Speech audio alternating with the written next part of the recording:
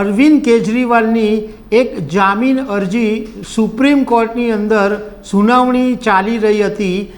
તે વખતે સીબીઆઈએ કોર્ટમાં એમની ધરપકડ કરી। નમસ્કાર દર્શક મિત્રો, દિલ્હીના મુખ્યમંત્રી અને આમ આદમી પાર્ટીના સંયોજક અરવિંદ કેજરીવાલની મુશ્કેલીનો અંત જ નથી આવતો। બુધવારે એવું બન્યું કે અરવિંદ કેજરીવાલની એક જામીન અરજી સુપ્રીમ કોર્ટની અંદર સુનાવણી ચાલી રહી હતી। તે વખતે સીબીઆઈએ કોર્ટમાં એમની ધરપકડ કરી અને તે વખતે અરવિંદ કેજરીવાલનું સુગર લેવલ ડાઉન થઈ ગયું, એટલે એમને ચક્કર આવવા માંડ્યા અને સુનાવણી બંધ થઈ ગઈ। તો આ વિશે હું તમારી સાથે વાત કરીશ। મારું નામ રાજેશ શાહ છે અને તમે જોઈ રહ્યા છો ખબર છે.com। દર્શક મિત્રો, અત્યાર સુધી આપણે જોયું છે 87 દિવસથી અરવિંદ કેજરીવાલ તિહાર જેલમાં બંધ છે। વચ્ચે એમને 10 મેથી 2 જૂન સુધી પેરોલ મળ્યા હતા 21 દિવસના, પરંતુ આમ 87 દિવસથી અરવિંદ કેજરીવાલ તિહાર જેલમાં બંધ છે અને ઈડી એન્ફોર્સમેન્ટ ડિરેક્ટોરેટ આ કેસની જે દિલ્હી લીકર પોલિસી કેસ છે એમાં ઈડીએ એમની ધરપકડ કરી હતી। હવે થોડા દિવસ પહેલાં એવું બનેલું કે દિલ્હીની જે રાઉઝ એવન્યુ કોર્ટ છે એમણે અરવિંદ કેજરીવાલના જામીન મંજૂર કરી દીધેલા કે ભાઈ કાયમી તમને જામીન મળે એવું દિલ્હીની રાઉઝ એવન્યુ કોર્ટે કીધેલું। એની સામે ઈડી દિલ્હી હાઈકોર્ટમાં ગયું હતું અને દિલ્હી હાઈકોર્ટે પછી રાઉઝ એવન્યુ કોર્ટનો જે ચુકાદો હતો એ પલટી નાખ્યો હતો અને એમ કીધું હતું કે નીચલી અદાલતે વિવેક બુદ્ધિ દાખવવાની જરૂર હતી અને ઈડીને સમય આપવાની જરૂર હતી। એટલે જે રાઉઝ એવન્યુ કોર્ટે અરવિંદ કેજરીવાલના જે જામીન આપેલા હતા એ રદ થઈ ગયા।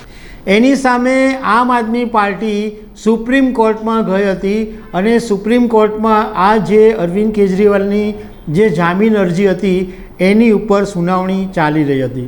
હવે એ પહેલાં 25મી જૂનના દિવસે મંગળવારે રાત્રે સીબીઆઈ તિહાર જેલમાં પહોંચી હતી અને તિહાર જેલમાં અરવિંદ કેજરીવાલની પૂછપરછ કરવામાં આવી હતી અને એ પછી બુધવારે જ્યારે રાઉઝ એવન્યુ કોર્ટમાં અરવિંદ કેજરીવાલને હાજર કરાયા ત્યારે સીબીઆઈ કોર્ટમાં પહોંચી ગઈ હતી અને સીબીઆઈએ અરવિંદ કેજરીવાલની કોર્ટમાં જ ધરપકડ કરી લીધી।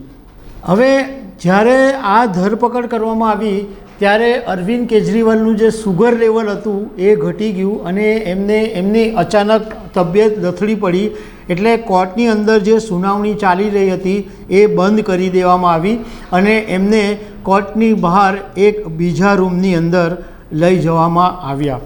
હવે ઓગસ્ટ 2022ની અંદર દિલ્હી લીકર પોલિસીના મામલે ઈડી અને સીબીઆઈ બંનેએ અરવિંદ કેજરીવાલની સામે કેસ નોંધ્યા હતા અને ઈડીએ અત્યાર સુધી ધરપકડ કરી હતી।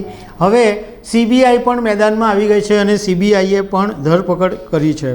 હવે સીબીઆઈએ ધરપકડ એટલા માટે કરી કે લીકર પોલિસીની મંજૂરીમાં અરવિંદ કેજરીવાલ કેબિનેટનો હિસ્સો હતા એવું સીબીઆઈનો આરોપ છે અને હોલસેલ જે ડીલરો હતા, જે દારૂ માટેના જે ડીલર વિક્રેતાઓ હતા, એમનું જે કમિશન હતું એમાં સુધારો કરીને એ 5%થી 12% સુધી કરી દેવામાં આવ્યું હતું।